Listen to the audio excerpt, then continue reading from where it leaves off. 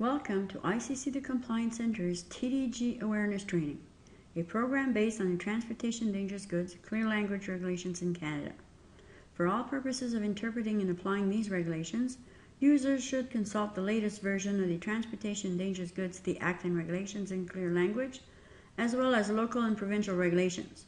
Some interpretations may vary from province to province. So before we start, please make sure that you have a printed copy of the participants' workbook with you. Once the session is completed, you will also be asked to fill out a questionnaire.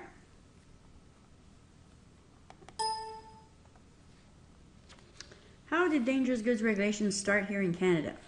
Well, because of a train derailment that happened back in 1979. And even after all these years, another train derailment happened.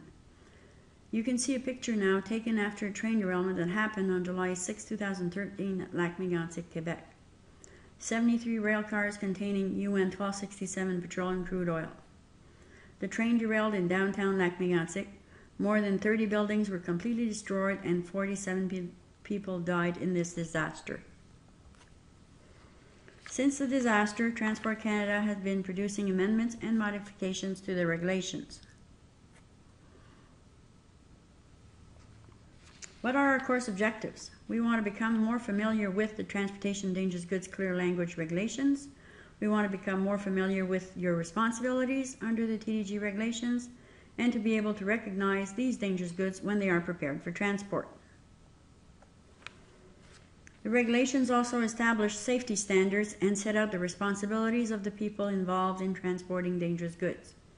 These regulations apply to all handling, offering for transport, transporting and importing of dangerous goods. It also applies to any mode of transportation, road, rail, ship, or air, whether or not the shipment is being carried for pay, hire or reward, or privately, including customer pickups or personal items, until exempted. These regulations are being enforced by inspectors like Transport Canada and provincial inspectors, even including police officers. It may lead to fines, compensation charges, and prison terms.